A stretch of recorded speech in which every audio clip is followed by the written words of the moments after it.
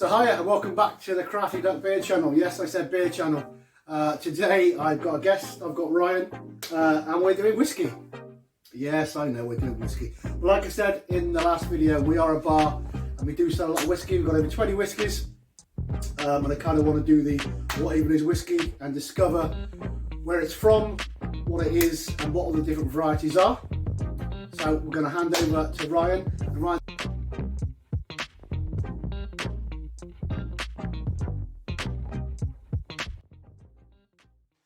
whiskey's a big passion of mine. Been drinking it for a few years along with the beer. And when I really started getting into it, I wanted to know what I was drinking, what the types were, and where we were going with it. And the first thing I learned about whiskey was where the word even comes from. So before you get to what it is, you need to know a bit of the history, the etymology of the word whiskey. So whiskey is the Anglicisation of the Gaelic words Ishka Beha, which are a literal translation from Latin meaning water of life. As for what whiskey is, in its most basic form, is a alcoholic beverage made from distilled, fermented grain mash. There are many different grains used. You can have rye for rye whiskey. You can have corn used in bourbon. You can have malted barley, as found in single malt Scotch, and many others. Some blend with neutral grain spirits, some make it with all sorts of things. There are various types of whiskey.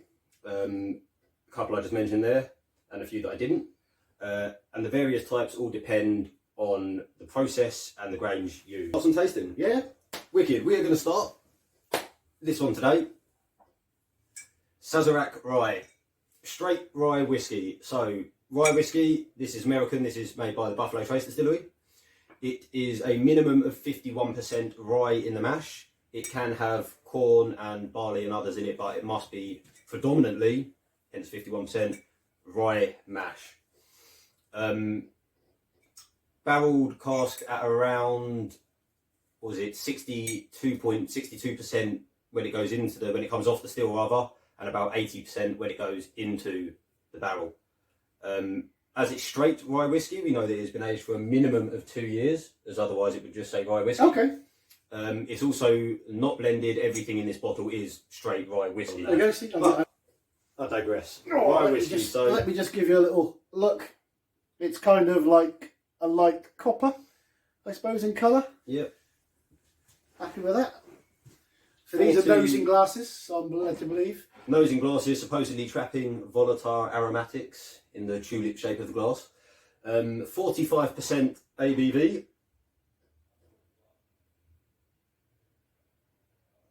The first thing I've always noticed is spiciness. Yeah, it is, isn't it? It's for the something else. There's a minor orange peel and a little. You can definitely smell the ethanol on it at 45%. It's not unpleasant, but you can smell it. But I find nosing glasses lend a bit to that anyway. I thought they were supposed to open the alcohol up in. But it kind of traps it. Yeah. I find it's for nosing, but it's. Yeah, it's definitely got spice to it, hasn't it? Yeah. And yeah, you'll find it drier and less sweet than bourbon. Okay. Anyways, cheers. Drink well.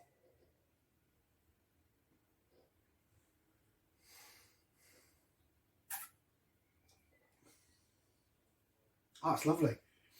Bit of spice, you definitely get. But it's not as spicy as the nose gives it. No. And the nose, maybe it's that like I said, that's the ethanol, but the nose gives it.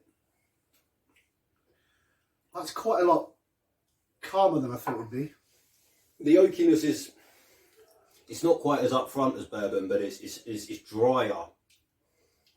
Is there almost a little bit of sweetness right at the end? The sweetness definitely comes Just a little bit right at the end. Bourbon tends to come very early. Yeah. So this is Sazerac Rye. Sazerac Rye, Buffalo Trace Distillery, Kentucky. So most of you have heard of Buffalo Trace. So I think Ryan was saying to me earlier, there's basically 4 distilleries in America. Yeah, it's 4 or 5 major distilleries. And they basically make the most of it. They do it under license. So don't think we're giving you Buffalo Trace and mugging you off. Well, some of the Van Winkle stuff is distilled at Buffalo Trace on license from the Van Winkle family, so they've got a big. So if we get really successful in about 2 years' time, and anybody wants to donate, a $2,000 bottle to us to taste, we'll do it for you, not for us. Yeah, it's a dirty job that someone's got to do it. No, I didn't know what to expect from a rye. But it's kind of bourbon without the sweetness. It's at the front. It's got a little bit at the end, but it is orange. You like kind of severe sweet orange peel. But it's not It's got massive. that grainy spiciness. I mean, you know the difference in kind of flavour between bread and rye bread. You know, it tends to have that kind of... Yeah, that's a good way to a describe it. bit more of a flavour to it. There is a slight, ever so slight lacquery kind of smell in it, but that's just the oakiness. And it's a different kind of woodiness and oakiness I find to bourbon and especially malt whiskies. That was lovely. So we've still got some legs. Neither of us are really sure what that means. No, I've been told. Everyone talks about it. I had a friend who used to tell me about it, but yeah. So that was Sazerac Rye. Let's give you a look on that one. Beautiful, rich, Like I said, copper that's colour. lovely. And like I said, these are all available in this country. I think they're on limited release, so you'll probably struggle to get them at some times. This rye whiskey is the perfect choice to make the Sazerac cocktail. There you go, see? There we go. It's like they knew what I was on about. For Sazerac New Orleans by Buffalo Trace. There you go. Nothing much interest on the back. And that was the first one of our tasters, and what a good place to start. So, following Sazerac Rye, the spicy, orangey rye whiskey we had from Buffalo Trace, we're going to move on to actually another whiskey I believe is still currently distilled at the Buffalo Trace distillery.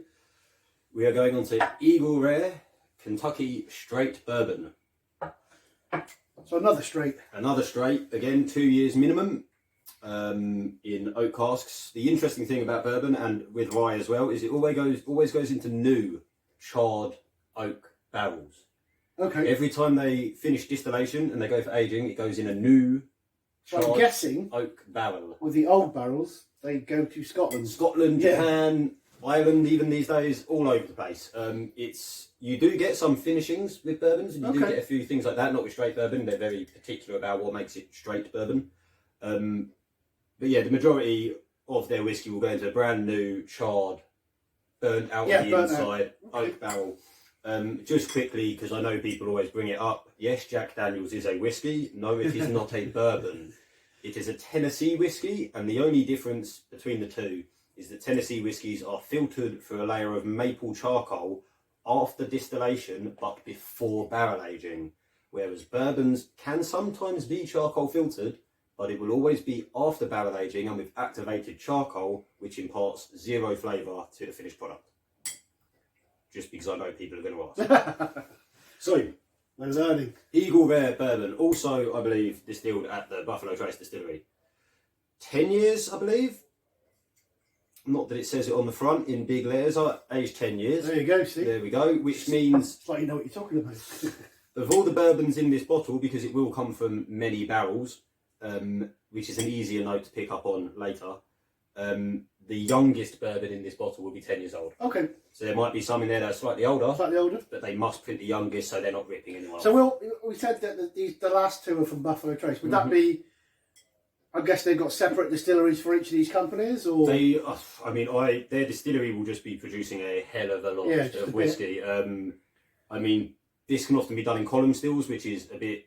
Unless it says pot still on it, Yeah. you're pretty much guaranteed with American whiskey that's done in a column still, which is kind of like a continuous still. It can cycle it multiple times. Okay. Whereas a pot still does one yeah, batch. there's one batch. This means that you can produce it quicker, and pot stills can get to a higher ABV, thus meaning they can produce larger quantities to the required amount to get it into barrels quicker. And this one's fairly easily available. This one's readily easily available. You might not find it in every Tesco's, but if you go in a decent off license, you should be in luck, or at least something definitely of similar quality. 45% ABV again, rich caramel colour on that. It's lovely dark, isn't it? Beautiful. And bourbon, 51% corn. The same rules regarding alcohol by volume when it goes after distillation, so no more than 80% ABV at the end of distillation, and no more than 62.5 ABV when it goes into the cask. As I said, white oak American casks, charred on the inside, single use, and then shipped to Scotland and Japan. Are probably the biggest buyers of bourbon barrels. Although some beer places have done some lovely chipped up barrel rested beers. Yeah, there's quite a few craft beers come through in sherry casks and stuff in the last year or so. I've not had beer in a sherry cask. I've had a few bourbon barrels, but I've not had a sherry cask. I know there's a bar in Hackney Wick that is aging stuff in there.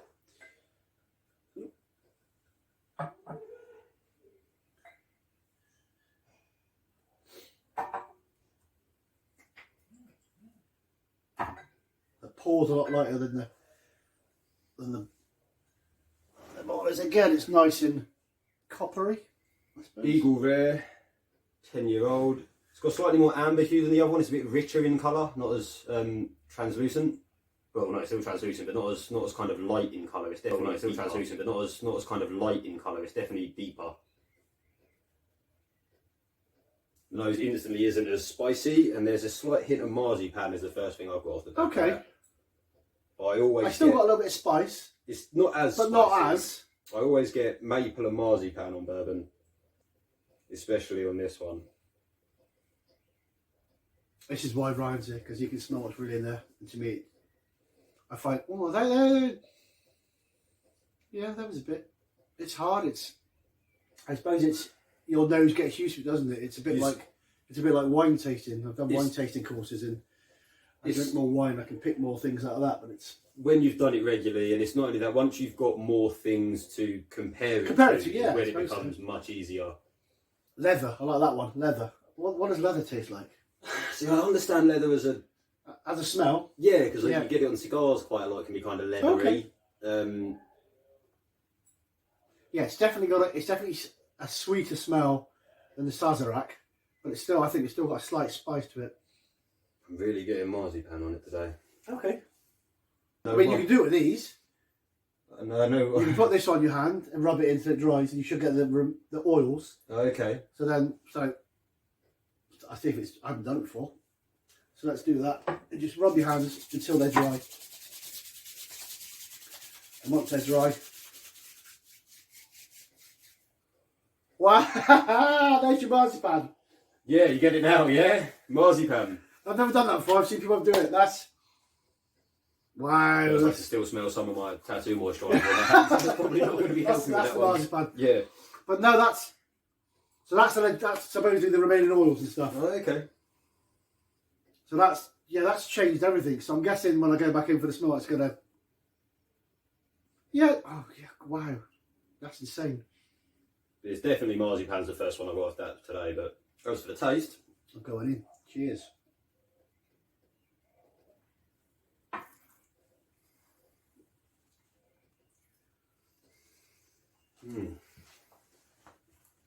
There's the sweetness at the back of it, much sweeter than That's the really easy, isn't it? Really easy. The oakiness is superb on that. The woodiness on it's really nice. I think that's what I'm getting most of. Just trying to nail what it is. The flavour's very oaky. That's lovely. Once again, that oakiness will come from a new barrel, a charred barrel. Still has that slight mapley flavour. Yeah, just getting that right at the end, kind of sweet mapliness. There's still a little bit of kind of, that sort of spiced orange, but it's not as prominent as it is on the rye. But that just gets sweeter and sweeter. And the taste is lingering. The Sazerac, I felt it just... Drier, rye tends to be drier, so you get a shorter finish. With bourbons are, you can whereas get that's lingering, that's, like I said, mapley, sweet. There's always caramel, a little toffee kind of note in there, but blended in really nicely with that woodiness.